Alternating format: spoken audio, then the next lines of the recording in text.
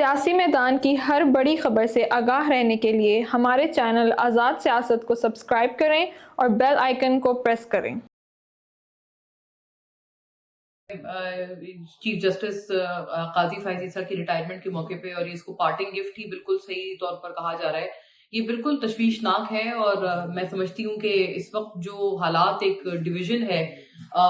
Supreme court में, जो कि वाज़े तौर पर दो अलग अलग माइंडसेट्स हैं, उसको और ज्यादा प्रोमिनेंट करके, उसको और ज्यादा री इन्फोर्स करके दिखाया जा रहा है। और बल्कि मुझे लगता है कि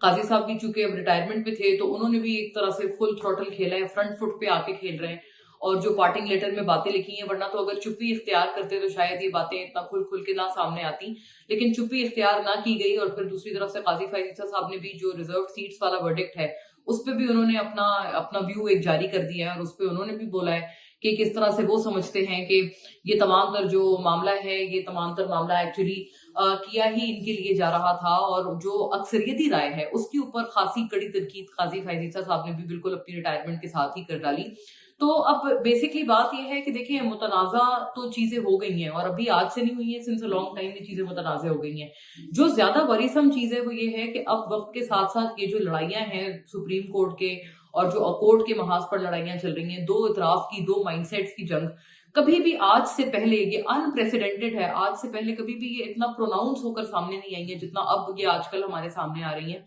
और जब खास तौर पर अदालत में यकजहती की जरूरत है, अदालत में हर तरह के थॉट को, हर तरह के माइंडसेट को प्रिवेल करने की जरूरत है। ये नहीं होना चाहिए कि एक माइंडसेट दूसरे पर हावी हो जाए। हाँ, अगर हो सकता है कि अगर कोई फैसला किसी के हक में है या खिलाफ में है, सारे के सारे फैसले बाय द बुक हों, सिर्फ और सिर्फ मेरिट्स पर हों,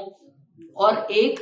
किसी फैसले से या अगर कोई एक फैसला आ रहा है उसको बिल्कुल अपनी ईगो की जंग ना बना ली जाए। अफसोस के साथ ये कहना पड़ रहा है कि अब जो जज हजरात हैं उन्होंने एक तरह से एक अना की जंग बना ली है ये, कि अब अगर कोई फैसला आया है, अच्छा अब हमने इसका जवाबुल जवाब जरूर देना है। तो वो पहले शिकवा होता था, उसके बाद जवाब शिकवा, अब जवाब शिकवा का भी जवाब शिकवा जो है, जवाबुल जवाब शिकवा, वो वाले हालात हो गए खासतौर पर अदालत के हिसाब से। और 26वीं आईनी तरमीम में जो कुछ भी हुआ है, देखें, एक बहुत टाइम बाद ऐसा हुआ है कि एक सीनियोरिटी को जो है वो सुपरसीड किया गया है, सीनियोरिटी को माना नहीं गया है। ये बात सही है कि मेरिट जो है वो फर्स्ट एंड फॉरमोस्ट बुनियाद होनी चाहिए, मेरिट कम सीनियोरिटी। अक्सर जो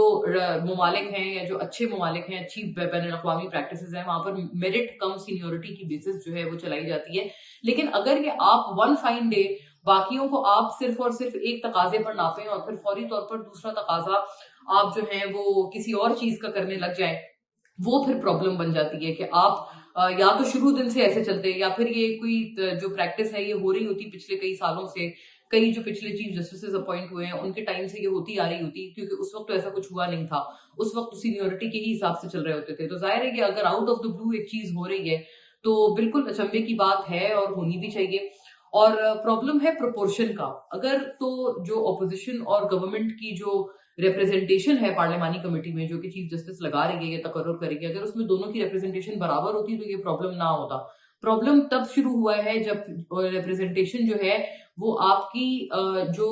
असेंबली में जो पार्टिसिपेशन है, जाहिर है असेंबली में तो हुकूमत अक्सरियत में होती है ना, तो हुकूमत जो असेंबली की आपकी अक्सरियत है वही रिफ्लेक्ट करेगी पार्लियामानी कमेटी में। ये मुझे लगता है बेसिक पॉइंट है जिसकी वजह से ये तमाम तर मामला ऐसा लग रहा है और ये तासुर जा रहा है कि हुकूमत जो है वो अब इस वक्त अदलिया के जो शॉट्स हैं वो कॉल कर रही है। नंदलेस काजी फाइज ईसा साहब को कुछ लोग बहुत अच्छे अल्फाज में याद कर रहे हैं, कुछ लोग उनकी लेगेसी को बहुत उतने ही मनफी किरदार का हामिल समझ रहे हैं। लेकिन बात यह है कि शायद ही कोई गुज़िश्ता इतना चीफ जस्टिस गुजरा होगा जिसके हवाले से इतने पोल्स अपार्ट जो है वो ख्यालात सामने आए होंगे। सो मच हो कि साकिब निसार भी, उनके बारे में ज्यादातर चीजें नेगेटिव ही नेगेटिव थी। काजी साहिब साहब के हवाले से ये है कि कुछ बातें उनके बारे में बहुत पॉजिटिव की जा रही हैं और कुछ जो है उनके ऊपर बहुत ही मनफी उनके ऊपर बात की जा रही है, बहुत कड़ी तनकीद की जा रही है उनके टेन्योर के हवाले से। तो जो इस वक्त जो तजाद है दो तरह के ओपिनियंस का, ये मैं समझती हूँ वन ऑफ अ काइंड है कि जो हमने हालिया चीफ जस्टिस के हवाले से देखा हो, जितना कि काजी साहब के हवाले से अब आया है। देखें, बुशरा बीबी की रिलीज के हवाले से एक तो जो बातें चल रही हैं, काफी सारी चीजें इस तरह की हैं जो कि पीटीआई के अंदर हो रही हैं और वो आप समझें कि बियॉन्ड एक्सप्लेनेशन है। एक तो ये कि पार्टी जो है वो अपनी तरफ से वो ये बयानियां देती हुई नजर आ रही है और मल्टीपल दोनों इतराफ की बातें आ रही हैं। इंटरेस्टिंग बात इसमें ये है कि जब भी इस तरह की कोई चीज होती है जिसका आपकी इतनी एक्सप्लेनेशन आपको उन लोगों से नहीं मिल रही होती, तो एक फितरी बात है कि there is no smoke without fire, यानी कोई ना कोई ऐसी चीज हो रही होती है जिसके हवाले से खामोशी इख्तियार की जा रही होती है या फिर ऐसा मौक़िफ़ इख्तियार किया जा रहा होता है जिसको बहुत ज़्यादा एक्सप्लेन ना करना पड़े। ये जो लैक ऑफ एक्सप्लेनेशन है पीटीआई की तरफ से, वही मुझे लगता है काफ़ी चीज़ों पे सस्पिशन क्रिएट कर रही है और उसकी वजह से चीज़ें मशकूक हो रही हैं। जहाँ तक डील का सवाल है कि क्या बुशरा बीबी किसी डील के नतीजे में वो बाहर आई हैं या नहीं, इस हवाले से जो पावरफुल डील देने वाले खुद लोग हैं, उनका अपना ये ख्याल है कि पीटीआई किसी, क्योंकि बहुत ज्यादा नुमाइंदगी है इस जमात की और बहुत ज्यादा लोग हैं इसके, तो किसी और रोग हाथों में ना पड़ जाएं, गलत हाथों में ना पड़ जाएं, इसलिए ये महसूस किया गया कि चूंकि बैरिस्टर गौहर जो है वो उस तरह से कई लोगों को साथ लेकर नहीं चल पा रहे हैं, जैसे कई लोग हैं, अब तो शौकत यूसुफजई भी मेरा ख्याल है खुल के उन्होंने कहा है कि बैरिस्टर साहब तो हमारा फोन नहीं उठाते। जो बेसिकली पीटीआई के पुराने लोग हैं वो बहुत नाला है by and large barrister Gauhar से, और उनको इतना ना ज्यादा एतमाद है बैरिस्टर गौहर पे, और बैरिस्टर गौहर भी उनको बहुत ज्यादा, जिसे कहते हैं ना, फैसला साजी में अकोमोडेट नहीं करते। ये कुछ वजूहात हैं जिस वजह से ऐसा समझा जा रहा था कि एक कलेक्टिव बाइंडिंग फोर्स की जरूरत है, और यही फीडबैक जो है वो मिला है ताकतवर हलकों से कि उस बाइंडिंग फोर्स की जरूरत होते हुए बुशरा बीबी जो है वो बाइंडिंग फोर्स बन पाएंगी, क्योंकि उनके ऊपर एक जो ट्रस्ट का फैक्टर है वो प्रेजेंट पीटीआई का भी काफी लोग होगा और जो पुराने पीटीआई के लोग हैं उनका भी काफी उनके ऊपर ट्रस्ट फैक्टर होगा। तो बेसिकली इसकी जो है वो बात ज्यादा अक्सर और बेशतर की जा रही है कि इस वजह से ये चीज समझी गई, जरूरी समझी गई, और पीटीआई को जो है वो एक तरह की एक रिलीफ दी गई। लेकिन वही लोग दूसरी बातें भी करते हुए ये भी नजर आते हैं कि उनकी तरफ से ये भी इत्तलात आ रही हैं और बहुत बरमला बताया जा रहा है कि इस तरह की कोई भी रियायत अगर कोई समझता है कि खान साहब के लिए है तो वो नहीं है, क्योंकि जाहिर है फितरी तौर पर बंदा समझेगा कि अगर बुशरा बीबी जो है वो आ गई हैं और फिर उनकी जो बहनें हैं उनकी भी रिहाई बस अब अनकरीब है बिल्कुल, तो खान साहब अब अगला नंबर उनका होगा। तो उनकी तरफ से भी ये बात की जा रही है कि अगला नंबर अगर जिसको भी ये लग रहा है कि उनका खान साहब का हो सकता है, तो ये अपने जहन से बात बहरहाल निकाल दी जाए। एक और बहुत क्लियर कट एक इम्प्रेशन है, वो ये है कि अब चूंकि खान साहब जो हैं वो मौलाना साहब के हवाले से भी रिपोर्टेडली कह रहे हैं कि उनका भी जो रोल था वो सस्पिशियस था 26वीं आईनी तरमीम के हवाले से। तो अब ये वाली जो बात है वो मौलाना साहब के हवाले से खान साहब भी कर रहे हैं, लेकिन पीटीआई की तरफ से एक और ये इम्प्रेशन जो रखा जा रहा है वो ये है कि इन्होंने भी खामोश हिमायत की एक तरह से इन तमाम तर तरामीम के पास होने की। सो मच सो कि शोएब शाहीन साहब ये भी कह चुके हैं कि जस्टिस याहिया अफरीदी के चीफ जस्टिस होने पे उनको कोई एतराज नहीं है। हाँ, उसको कोई दूसरा शख्स इस निगाह से जरूर देख सकता है कि वो चाहते नहीं है कि चीफ जस्टिस से, नए चीफ जस्टिस से कोई पंगा ले ले उनके आने से बिल्कुल पहले पहले, लेकिन फिर भी बहुत सारे बयानात हैं जो कि पीटीआई की तरफ से आ रहे हैं। सलमान अकरम राजा जो है वो ये कह रहे हैं कि जलाओ घिराओ और जो अग्रेसिव जो प्रोटेस्ट की पॉलिसी है, उन्होंने ट्वीट करके बोला कि ये वो लोग पीटीआई के जो हैं वो करवाना चाहते हैं विद इन द पीटीआई, जो कि पार्टी के वेल विशर्स नहीं है, क्योंकि वो चाहते हैं कि इस तरह की जारहाना हिकमत अमली करके पार्टी जो है प्रॉब्लम में पड़ी रहे। तो वो भी अपनी तरफ के कुछ लोगों को कॉल आउट कर रहे हैं। हर कोई एक दूसरे के ऊपर इल्जाम लगा रहा है कि तुम कॉम्प्रोमाइज्ड हो, तुम कॉम्प्रोमाइज्ड हो। तो पीटीआई बहरहाल इस वक्त बिल्कुल एक ऐसे स्टेज पे है कि उनको बाहर बैरूनी दुश्मनों से ज्यादा अपने अंदर के लोगों में और अपने अंदर की जो उनकी फ्रेगमेंटेशन है वो उनके लिए सबसे ज्यादा बवाले जान बन गई है। और ऐसे में अगर कोई एक ऐसा फिगर आ जाता है जिनको पार्टी को संभालने का मौका दिया जाता है, तो आई थिंक उनकी पार्टी के अपने लिए बहुत अच्छा होगा, क्योंकि इस वक्त मुश्किल वक्त में सबसे ज्यादा पार्टी को यकजहती की जरूरत होती है, और माशाल्लाह से वही यकजहती उनके पास सबसे बड़ा फुकदान बनकर इस वक्त सामने है। लेकिन क्या ये uniting force with in PTI जो लोग हैं वो क्या बुशरा बीबी को बनने देंगे, क्या अलीमा खान को बनने देंगे? हमारा हमेशा से ये ख्याल था, कई लोग जो रैशनल लोग हैं वो हमेशा ये सोचते थे कि इनको एक डिसाइसिव पोजीशन पार्टी में मिलनी चाहिए या उनको देनी चाहिए, लेकिन वो नहीं दी जाती थी। अभी भी क्या वो पोजीशन दी जाएगी या नहीं दी जाएगी, उनकी कितनी एक्सेप्टेंस है, क्योंकि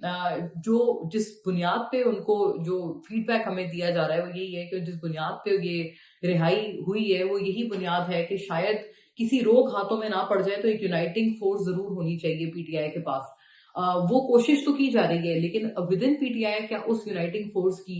बतौर अलीमा खान या बतौर बुशरा बीबी कोई एक्सेप्टेंस है या नहीं है, ये एक बहुत बड़ा सवाल है। देखें, यही इन फाइटिंग की जो बात थी, पहले सवाल के जवाब में मैंने यही बात अर्ज की है कि बहुत सारे मल्टीपल नैरेटिव्स जो हैं वो विद इन पीटीआई फ्लो हो रहे हैं। कोई क्या बात कह रहा है, कोई क्या बात कह रहा है, और इसमें एक और मजीद इजाफा फैसल फरीद का भी है, जो कि फवाद साहब के, फवाद चौधरी के भाई हैं। उनको अभी अभी हालिया उनकी जो पार्टी की लीगल टीम है उससे भी उन्होंने बाहर कर दिया, और इस बुनियाद पर किया कि ये इफेक्टिव नहीं थे। जबकि फैसल साहब ये कह रहे हैं कि उन्होंने बड़ा सदाकत पर मबनी जो है जो पूरी बात थी वो उन्होंने जाकर खान साहब को बताई कि आपकी पार्टी के लोग किस तरह से आपके साथ सिंसियर नहीं है या आपकी कॉल फॉलो नहीं कर रहे। मुझे याद है आपसे पिछले व्लॉग में बात करते हुए भी मैंने एक बात ब्रेक की थी कि जेल हुकाम ने बेसिकली बताया है कि बैरिस्टर गौहर से भी खान साहब ने कुछ सिमिलर लाइंस पर गिले किए हैं कि आप लोग तो मेरी बात सुनते ही नहीं है। यही कुछ बातें फैसल फरीद भी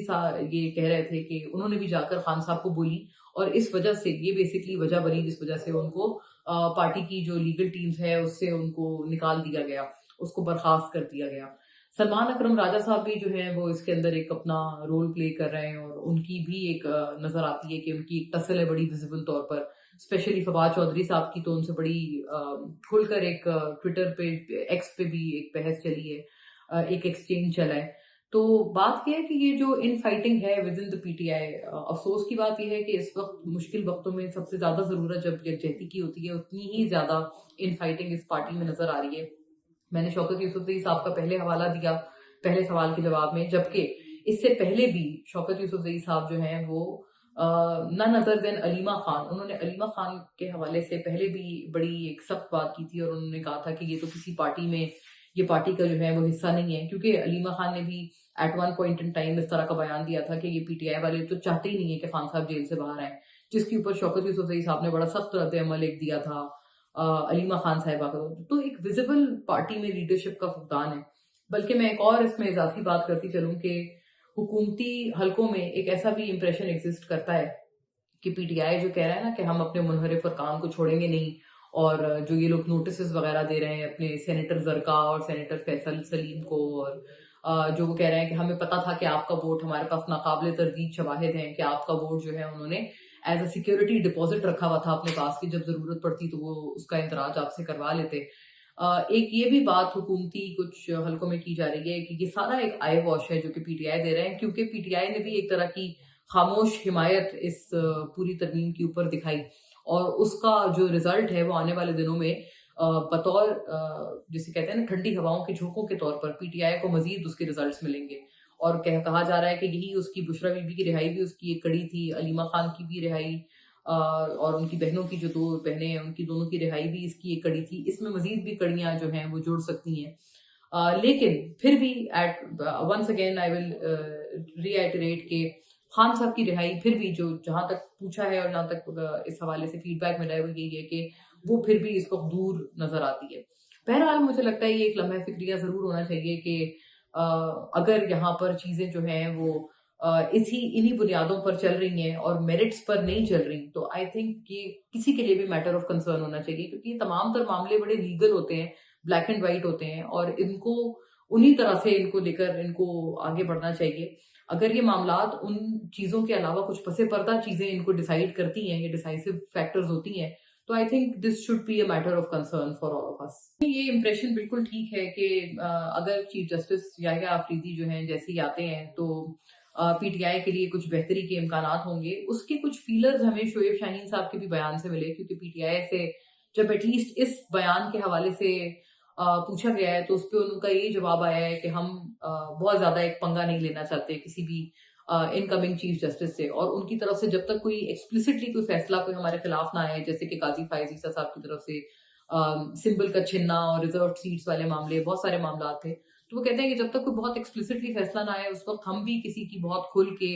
उनके खिलाफ या उनकी मुखालफत में नहीं आना चाहते हैं सामने। और सीनियोरिटी के हवाले से हमारा बिल्कुल एक अपना मौकफ था कि मंसूर अली शाह साहब should have been the chief justice, but अगर वो चीज नहीं हुई तो ऑन द अदर हैंड हम ये नहीं चाहते कि जो दूसरा शख्स उसकी जगह आया है उससे हम लोग एक अननेसेसरी तरह का एक पंगा ले लें। मैं समझती हूँ पीटीआई की जो ये उनकी तरफ से बताई गई ये बात की स्ट्रैटेजी ठीक भी है। शायद पीटीआई ने कुछ अपनी माजी से कुछ सबक सीखा हो कि हर किसी को हर किसी से जाके उससे पंगे लेना, उससे जाके इश्यूज क्रिएट करना, उनके खिलाफ बयानबाजी करना, हर किसी को मुफ्त में अपना दुश्मन बना लेना, ये पीटीआई की हिकमत अमली रही है, जिसे कहते हैं ना पाँव पे कुल्हाड़ी मारने वाली हिकमत अमली। वो उन्होंने बहुत, मेरा ख्याल है, maybe I think now the party has had enough of it, और शायद उन्होंने अब खुद कहा है कि भाई अब हम अपनी पुरानी हिकमत अमली से परहेज करेंगे। तो अगर ऐसा किया जा रहा है और अगर ऐसा किया जाएगा तो आई थिंक इनके अपने लिए भी अच्छा होगा, और यकीनन उसकी किसी तरह की रेसिप्रोकेशन हमें दूसरी तरफ से भी नजर आएगी। ऑब्वियसली अगर कोई बहुत एक्सप्लिसिट तनकीद नहीं करते हैं वो आने वाले चीफ जस्टिस पे, तो आई एम सर्टन कि उनकी तरफ से भी कुछ मामलात में जो है इनको अच्छाई नजर आएगी। और क्योंकि जाहिर है काजी फैज ईसा साहब के साथ इसमें तो कोई शक नहीं, एक पुराना मामला था और एक बिला वजह का पंगा पीटीआई ने उनसे लिया था, उनके खिलाफ रेफरेंस दायर करके और सब कुछ होके, जिससे वो फिर बरी-उज़्मा भी हो गए थे। तो एक पास्ट था, तो एक जो बिटर पास्ट है, यही शोएब शाहीन साहब बाय द वे मुझे खुद बता चुके हैं कि मैं, कई दफा उन्होंने मुझे खुद ये बात की है कि मैं इस चीज के सब खिलाफ था कि जो रेफरेंस दिया गया था काजी फैज ईसा साहब के हवाले से। तो पीटीआई को मैं नहीं समझता कि किसी भी सूरत ये वाला काम करना चाहिए था, इन्होंने बहुत गलत काम किया था उस वक्त। तो बल्कि शोएब शाहीन साहब पीटीआई का सच हिस्सा भी नहीं थे। तो बहरहाल ये बेसिकली एक बात है, और आई थिंक उसी के तहत अब नए चीफ जस्टिस से एक मुख्तलिफ पॉलिसी के तहत पीटीआई उनको लेकर चलेंगे।